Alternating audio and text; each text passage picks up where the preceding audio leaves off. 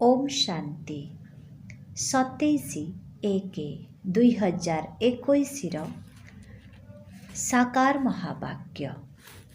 बाबा कहउछंती, मिठे बच्चे केबे भी आईन को निज हाथ को निय नाही।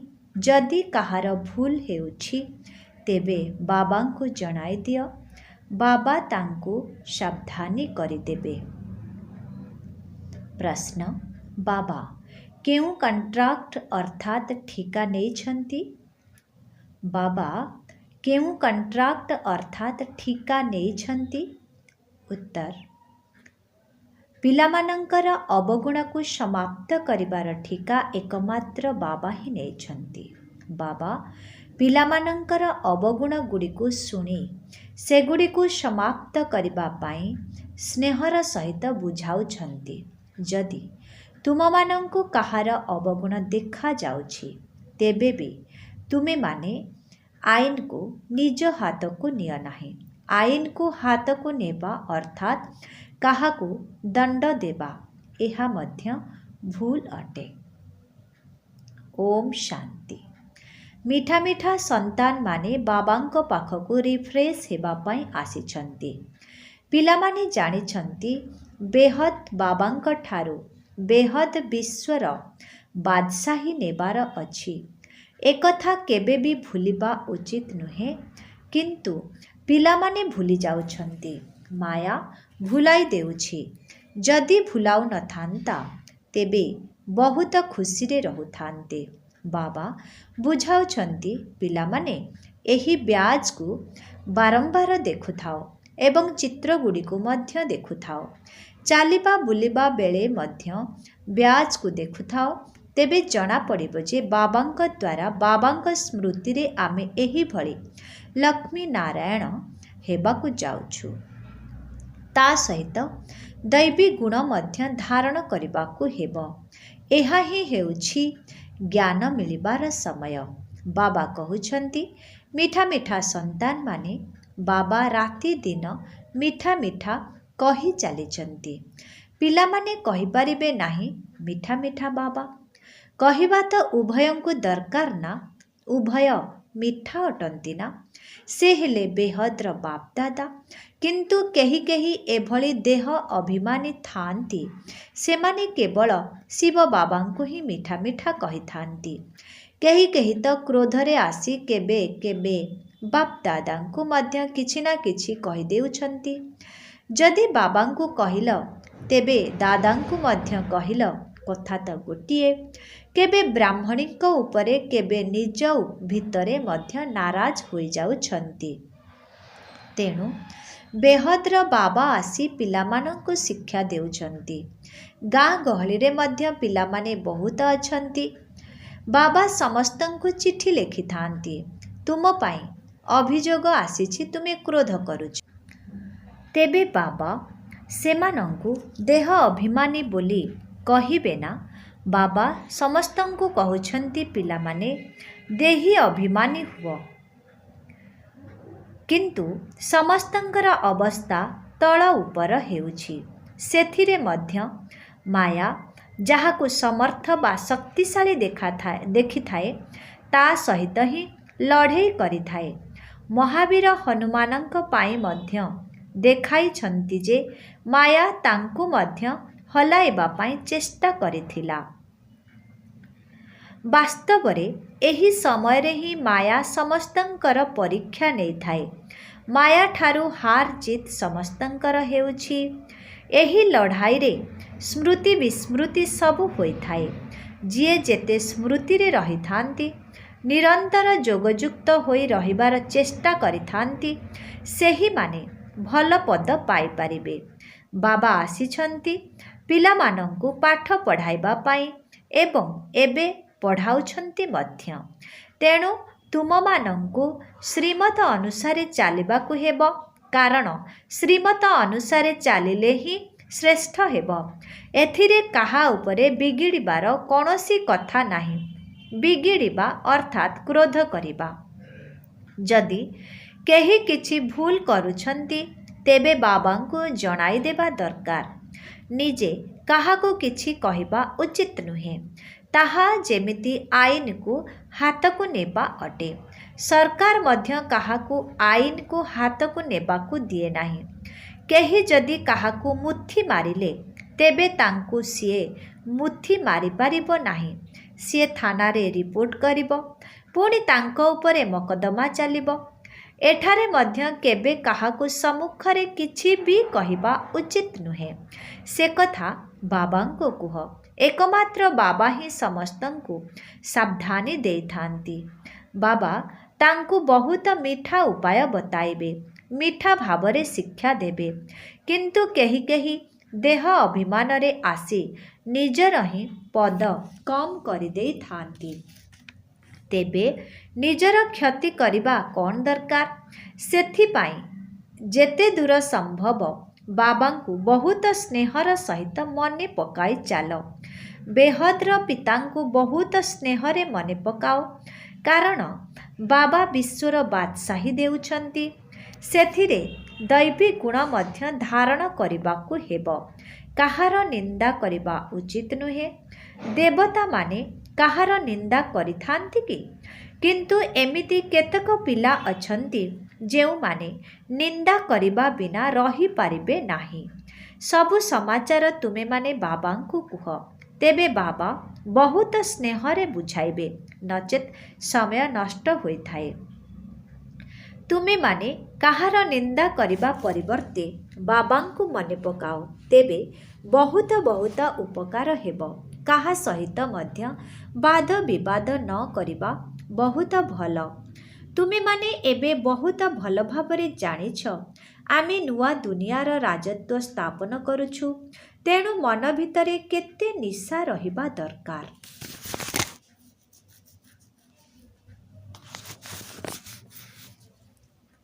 ମୁଖ୍ୟ କଥା ହେଲା ଯୋଗ ଏବଂ ଦୈବୀ ଗୁଣ। ପିଲାମାନେ ତ ସୃଷ୍ଟିଚକ୍ରକୁ ମନେ ପକାଉଛନ୍ତି, ତାହା ତ ସହଜରେ ମନେ ପଡ଼ିବ। ଏହା 84 ଜନ୍ମର ଚକ୍ର ଅଟେ ନା। ତୁମକୁ ସୃଷ୍ଟିର ଆଦି ମଧ୍ୟ ଅନ୍ତର ସମୟ ସୀମାର ଜ୍ଞାନ ଜଣାଅଛି।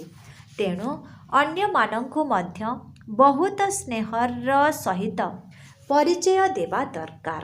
ବେହଦର ବାବା ଆମକୁ ବିଶ୍ୱର ମାଲିକ କରୁଛନ୍ତି, ରାଜଯୋଗର ଶିକ୍ଷା ଦେଉଛନ୍ତି। ବିନାଶ ମଧ୍ୟ ସମ୍ମୁଖରେ ଉପସ୍ଥିତ। ଏହା ସଙ୍ଗମ ଯୁଗ ଅଟେ, ଯେତେବେଳେ କି ନୂଆ ଦୁନିଆର ସ୍ଥାପନା ଏବଂ ପୁରୁଣା ଦୁନିଆର ବିନାଶ ସମାପ୍ତି ହେଉଛି। ସେଥିପାଇଁ ବାବା ପିଲାମାନଙ୍କୁ ସାବଧାନ କରି ଚାଲିଛନ୍ତି। ସିମର ସିମର ସୁଖ ପାଓ, କଲହ କ୍ଲେଶ ମିଟେ ସବୁ ତନିକେ। ଅର୍ଥାତ୍ ବାବାଙ୍କୁ ମନେ ପକାଇଲେ ସବୁ କଷ୍ଟ ଦୂର ହୋଇଯିବ। ଅଧାକଳ୍ପ ପାଇଁ ସବୁ କଷ୍ଟ ସମାପ୍ତ ହୋଇଯିବ। ବାବା ସୁଖଧାମର ସ୍ଥାପନା କରୁଛନ୍ତି। ମାୟା ରାବଣ ପୁଣି ଦୁଃଖଧାମ ସ୍ଥାପନ କରୁଛି। ଏ କଥା ତୁମେମାନେ ପୁରୁଷାର୍ଥର କ୍ରମ ଅନୁସାରେ ଜାଣିଛ। ବାବାଙ୍କର ପିଲାମାନଙ୍କ ପ୍ରତି ଆରମ୍ଭରୁ କେତେ ସ୍ନେହ ରହିଛି। ବାବାଙ୍କୁ ଜଣାଅଛି ଯେଉଁ ପିଲାମାନେ କାମ ଅଗ୍ନିରେ ବସି କଳା ଅର୍ଥାତ୍ ବିକାରୀ ହୋଇଯାଇଛନ୍ତି, ସେମାନଙ୍କୁ ମୁଁ ଗୋରା ଅର୍ଥାତ୍ ପବିତ୍ର କରୁଛି। ବାବା ତ ଜ୍ଞାନର ଭଣ୍ଡାର। ପିଲାମାନେ ଧୀରେ ଧୀରେ ସେହି ଜ୍ଞାନକୁ ଗ୍ରହଣ କରୁଛନ୍ତି। କିନ୍ତୁ ମାୟା ସମସ୍ତଙ୍କୁ ଭୁଲାଇ ଦେଉଛି, ଖୁସି ଆସିବାକୁ ଦେଉନାହିଁ। ବାସ୍ତବରେ ପିଲାମାନଙ୍କର ଦିନକୁ ଦିନ ଖୁସିର ପାରଦ ଚଢ଼ି ରହିବା ଦରକାର। ସତ୍ୟ ଯୁଗରେ ସମସ୍ତଙ୍କର ପାରଦ ଚଢ଼ି ରହିଥିଲା। ଏବେ ପୁଣି ଯୋଗର ଯାତ୍ରା ଦ୍ୱାରା ଖୁସିର ପାରଦକୁ ଚଢ଼ାଇବାକୁ ହେବ। ତାହା ମଧ୍ୟ ଏବେ ଧୀରେ ଧୀରେ ଚଢ଼ିବ। ହାର ଜିତ୍ ହୋଇ ପୁଣି ପୁରୁଷାର୍ଥର କ୍ରମ ଅନୁସାରେ କଳ୍ପପୂର୍ବ ଭଳି ନିଜର ପଦ ପାଇଯିବ। ବାକି ସମୟ ତ ସେତିକି ଲାଗିବ, ଯାହା କଳ୍ପ କଳ୍ପ ଲାଗି ଆସିଛି। ପାସ୍ ମଧ୍ୟ ସେହିମାନେ ହେବେ ଯେଉଁମାନେ କଳ୍ପ କଳ୍ପ ହୋଇଥିବେ।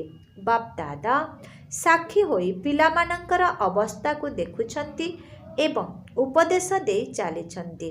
ବାହାର ସେଣ୍ଟରମାନଙ୍କରେ ରହୁଥିବା ପିଲାମାନେ ଏତେ ରିଫ୍ରେଶ୍ ରହିପାରୁନାହାନ୍ତି। ସେଣ୍ଟରକୁ ଆସି ପୁଣି ବାହାରର ବାତାବରଣର ପ୍ରଭାବରେ ଆସିଯାଉଛନ୍ତି। ସେଥିପାଇଁ ଏଠାକୁ ପିଲାମାନେ ରିଫ୍ରେଶ୍ ହେବା ପାଇଁ ଆସୁଛନ୍ତି। ବାବା ମଧ୍ୟ ଲେଖୁଛନ୍ତି, ପରିବାର ସହିତ ସମସ୍ତଙ୍କୁ ମୋର ସ୍ନେହଭରା ସ୍ମୃତି ଦେବ। ସେମାନେ ହେଲେ ଦେହଧାରୀ ପିତା, ଇଏ ହେଲେ ବେହଦ୍ର ପିତା। ବାବା ଏବଂ ଦାଦା ଦୁହିଁଙ୍କର ବହୁତ ସ୍ନେହ ରହିଛି, କାହିଁକି ନା କଳ୍ପ କଳ୍ପ ବହୁତ ସ୍ନେହଯୁକ୍ତ ସେବା କରୁଛନ୍ତି ଏବଂ ସମସ୍ତଙ୍କୁ ବହୁତ ସ୍ନେହରେ କରୁଛନ୍ତି। ମନ ଭିତରେ ଦୟା ଆସୁଛି। ଯଦି କେହି ପାଠ ପଢ଼ୁନାହାନ୍ତି ବା ଚଳଣିକୁ ଭଲ କରୁନାହାନ୍ତି, ଶ୍ରୀମତରେ ଚାଲୁନାହାନ୍ତି, ସିଏ କ'ଣ ପଦ ପାଇବେ? ବାବା ମଧ୍ୟ କ'ଣ କରିବେ? ସେଠାରେ ଅର୍ଥାତ୍ ସେଣ୍ଟରରେ ଏବଂ ଏଠାରେ ଅର୍ଥାତ୍ ମଧୁବନରେ ରହିବା ଭିତରେ ବହୁତ ଫରକ ରହିଛି। କିନ୍ତୁ ସମସ୍ତେ ତ ଏଠାରେ ରହିପାରିବେ ନାହିଁ। ପିଲାମାନଙ୍କର ସଂଖ୍ୟା ବୃଦ୍ଧି ହୋଇ ଚାଲିଛି। ସବୁ ପ୍ରକାରର ବ୍ୟବସ୍ଥା ମଧ୍ୟ ସେମାନଙ୍କ ପାଇଁ ହୋଇ ଚାଲିଛି। ଏକଥା ମଧ୍ୟ ବାବା ବୁଝାଉଛନ୍ତି। ଏହି ଆବୁ ସବୁଠାରୁ ମହାନ ତୀର୍ଥ ଅଟେ। ବାବା କହୁଛନ୍ତି, ମୁଁ ଏହିଠାରେ ଆସି ସାରା ସୃଷ୍ଟିକୁ ଏବଂ ପାଞ୍ଚତତ୍ତ୍ୱ ସହିତ ସମସ୍ତଙ୍କୁ ପବିତ୍ର କରୁଛି। ବାବା କେତେ ସେବା କରୁଛନ୍ତି। କେବଳ ଏକମାତ୍ର ବାବା ହିଁ ଅଟନ୍ତି, ଯିଏକି ଆସି ସମସ୍ତଙ୍କର ସଦ୍ଗତି କରୁଛନ୍ତି ଏବଂ ତାହା ମଧ୍ୟ ଅନେକ ଥର କରିଛନ୍ତି। ଏକଥା ଜାଣିଲେ ମଧ୍ୟ ପୁଣି ଭୁଲି ଯାଉଛନ୍ତି। ତେଣୁ ବାବା କହୁଛନ୍ତି, ମାୟା ବହୁତ ଶକ୍ତିଶାଳୀ। ତାର ରାଜ୍ୟ ମଧ୍ୟ ଅଧାକଳ୍ପ ଚାଲୁଛି। ମାୟା ତୁମମାନଙ୍କୁ ହରାଇ ଦେଉଛି, ବାବା ପୁଣି ବିଜୟୀ କରାଉଛନ୍ତି। ଅନେକ ପିଲା ବାବାଙ୍କୁ ପତ୍ର ଲେଖୁଛନ୍ତି, ବାବା ମୁଁ ଖସି ପଡ଼ିଲି ଅର୍ଥାତ୍ ବିକାରୀ ହୋଇଗଲି। ବାବା ଲେଖୁଛନ୍ତି, ଆଚ୍ଛା ଆଉ ବିକାରଗ୍ରସ୍ତ ହୁଅ ନାହିଁ। ତଥାପି ମଧ୍ୟ ଖସି ପଡ଼ୁଛନ୍ତି, ପୁଣି ଚଢ଼ିବା ହିଁ ଛାଡ଼ି ଦେଉଛନ୍ତି। କେତେ ବଡ଼ ଚୋଟ ଲାଗିଯାଉଛି। ଏଇଭଳି ଚୋଟ ସମସ୍ତଙ୍କୁ ଲାଗୁଛି। ତେବେ ପାଠପଢ଼ା ଉପରେ ସବୁ କିଛି ନିର୍ଭର କରେ। ପାଠପଢ଼ା ଭିତରେ ଯୋଗ ମଧ୍ୟ ରହିଛି। ଅମୁକ ମୋତେ ଏହି ବିଷୟରେ ପାଠ ପଢ଼ାଉଛନ୍ତି। ଏବେ ତୁମେମାନେ ଜାଣୁଛ ଯେ ବାବା ଆମମାନଙ୍କୁ ପାଠ ପଢ଼ାଉଛନ୍ତି। ଏଠାରେ ତୁମେମାନେ ବହୁତ ରିଫ୍ରେଶ୍ ହେଉଛ। ଗାୟନ ମଧ୍ୟ ଅଛି, ନିନ୍ଦା ହମାରେ ଜୋ କରେ ମିତ୍ର ହମାରି ସୋ। ଅର୍ଥାତ୍ ଯିଏ ଆମର ନିନ୍ଦୁକ ସିଏ ହିଁ ପ୍ରକୃତ ମିତ୍ର ଅଟେ। ଭଗବାନ ଉବାଚ, ମୋର ବହୁତ ଗ୍ଳାନି କରୁଛନ୍ତି, କିନ୍ତୁ ମୁଁ ଆସି ମିତ୍ର ହେଉଛି। ମୋର କେତେ ନିନ୍ଦା କରୁଛନ୍ତି, ତଥାପି ମୁଁ ଭାବୁଛି ଏମାନେ ସମସ୍ତେ ମୋର ସନ୍ତାନ। ମୋର ଏମାନଙ୍କ ସହିତ କେତେ ପ୍ରୀତି ରହିଛି। ନିନ୍ଦା କରିବା ଭଲ ନୁହେଁ। ବର୍ତ୍ତମାନ ତ ବହୁତ ସାବଧାନ ରହିବା ଦରକାର। ଭିନ୍ନ ଭିନ୍ନ ଅବସ୍ଥାର ସନ୍ତାନ ଅଛନ୍ତି। ସମସ୍ତେ ପୁରୁଷାର୍ଥ କରୁଛନ୍ତି। କୌଣସି ଭୁଲ ହୋଇଗଲେ ମଧ୍ୟ ପୁରୁଷାର୍ଥ କରି ଅଭୁଲ ଅର୍ଥାତ୍ ଠିକ୍ ହେବାକୁ ପଡ଼ିବ। ମାୟା ସମସ୍ତଙ୍କ ଦ୍ୱାରା ଭୁଲ କରାଇଥାଏ। ଏହା ମଧ୍ୟ ବକ୍ସିଂ ଅଟେ ନା? କେବେ କେବେ ଏଭଳି ଚୋଟ ଲାଗିଥାଏ ଯାହାକି ତଳେ ପକାଇ ଦେଇଥାଏ। ସେଥିପାଇଁ ବାବା ସାବଧାନୀ ଦେଉଛନ୍ତି, ପିଲାମାନେ ଯଦି ଏଭଳି ହାରିଗଲେ ତେବେ କରିଥିବା ରୋଜଗାର ସବୁ ସମାପ୍ତ ହୋଇଯିବ। ସେମାନେ ଯେପରି 5 ମହଲାରୁ ଖସି ପଡ଼ିଥାନ୍ତି। ପୁଣି କହୁଛନ୍ତି, ବାବା ଏଭଳି ଭୁଲ ଆଉ କେବେ ହେବ ନାହିଁ। ଏବେ କ୍ଷମା କର। ବାବା କ୍ଷମା କାହିଁକି କରିବେ? ବାବା ତ କହୁଛନ୍ତି ପୁରୁଷାର୍ଥ କର। ବାବା ଜାଣିଛନ୍ତି ମାୟା ବହୁତ ଶକ୍ତିଶାଳୀ, ବହୁତଙ୍କୁ ହରାଇବ। ତେବେ ଟିଚରଙ୍କର କର୍ତ୍ତବ୍ୟ ହେଲା ଭୁଲ ଉପରେ ଶିକ୍ଷା ଦେଇ ଅଭୁଲ କରାଇବା। ଏମିତି ନୁହେଁ ଯେ କିଏ ଯଦି ଭୁଲ କରିଦେଲେ ତେବେ ତାଙ୍କର ସେହି ଭୁଲ ସବୁବେଳେ ହେଉଥିବ। ନା, ଭଲ ଗୁଣର ଗାୟନ କରାଯାଇଥାଏ, ଭୁଲର ଗାୟନ କରାଯାଏ ନାହିଁ। ଅବିନାଶୀ ବୈଦ୍ୟ ତ ଏକମାତ୍ର ବାବା ହିଁ ଅଟନ୍ତି। ସେ ଚିକିତ୍ସା କରିଦେବେ। ତୁମେ ପିଲାମାନେ ଆଇନକୁ କାହିଁକି ନିଜ ହାତକୁ ନେଉଛ? କିନ୍ତୁ ଯେଉଁମାନଙ୍କ ଭିତରେ କ୍ରୋଧର ଅଂଶ ଥିବ ସେମାନେ ଗ୍ଳାନି ହିଁ କରି ଚାଲିବେ। ସୁଧାରିବା ହେଲା ବାବାଙ୍କର କାମ। ସୁଧାରିବାର କାମ କ'ଣ ତୁମମାନଙ୍କର କି? କାହା ଭିତରେ କ୍ରୋଧର ଭୂତ ଅଛି? ଯଦି କେହି କାହାର ନିନ୍ଦା କରୁଛନ୍ତି ତେବେ ତାହା ହେଲା ଆଇନକୁ ନିଜ ହାତକୁ ନେବା। ଏହାଦ୍ୱାରା ସେ ସୁଧୁରିବ ନାହିଁ। ଆହୁରି ମଧ୍ୟ ଅପଡ଼ ହୋଇଯିବ, ସମ୍ବନ୍ଧ ଖରାପ ହୋଇଯିବ। ସବୁ ପିଲାମାନଙ୍କୁ ସୁଧାରିବା ପାଇଁ କେବଳ ଜଣେ ବାବା ଅଛନ୍ତି। ଆଇନକୁ ହାତକୁ ନେଇ କାହାର ନିନ୍ଦା କରିବା ଏହା ବହୁତ ବଡ଼ ଭୁଲ। କିଛି ନା କିଛି ଅବଗୁଣତା ସମସ୍ତଙ୍କ ଭିତରେ ଅଛି। ସବୁ ସମ୍ପୂର୍ଣ୍ଣ ତ ହୋଇନାହାନ୍ତି। କାହା ଭିତରେ କ'ଣ ଅବଗୁଣ ଅଛି ସେ ସବୁକୁ ବାହାର କରିବାର ଠିକା ବାବା ନେଇଛନ୍ତି। ଏହା ତୁମମାନଙ୍କର କାମ ନୁହେଁ। ଯଦି ପିଲାଙ୍କର ଦୋଷ ଦୁର୍ବଳତା ବାବା ଶୁଣିଥାନ୍ତି ତେବେ ତାକୁ ବାହାର କରିବା ପାଇଁ ତାଙ୍କୁ ବହୁତ ସ୍ନେହର ସହିତ ବୁଝାଇଥାନ୍ତି। ଏବେ ପର୍ଯ୍ୟନ୍ତ ସମ୍ପୂର୍ଣ୍ଣ କେହି ହୋଇନାହାନ୍ତି। ସମସ୍ତେ ଶ୍ରୀମତ ଅନୁସାରେ ନିଜକୁ ସୁଧାରୁଛନ୍ତି। ସମ୍ପୂର୍ଣ୍ଣତଃ ଶେଷ ସମୟରେ ହେବେ। ଏବେ ସମସ୍ତେ ପୁରୁଷାର୍ଥୀ ଅଟନ୍ତି। ବାବା ସର୍ବଦା ଅଟଳ ରହିଥାନ୍ତି ଏବଂ ପିଲାମାନଙ୍କୁ ସ୍ନେହର ସହିତ ଶିକ୍ଷା ଦେଇ ଚାଲିଛନ୍ତି। ଶିକ୍ଷା ଦେବା ବାବାଙ୍କର କାମ।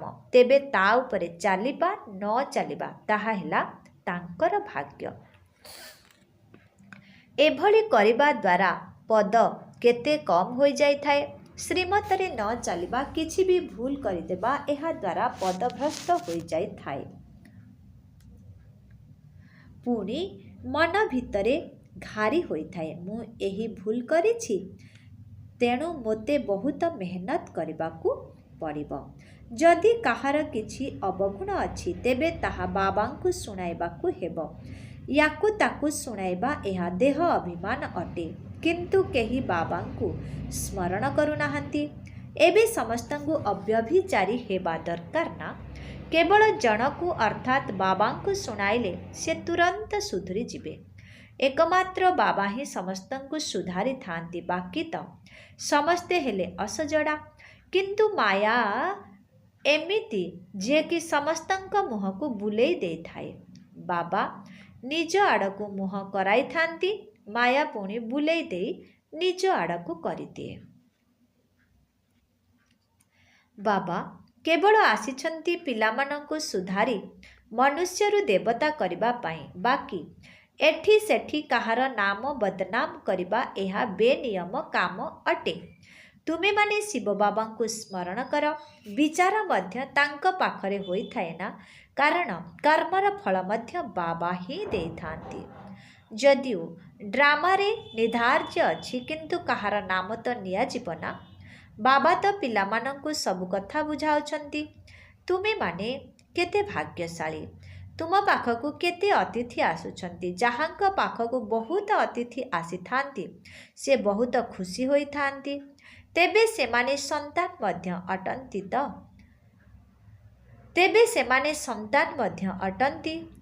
ଅତିଥି ମଧ୍ୟ ଅଟନ୍ତି।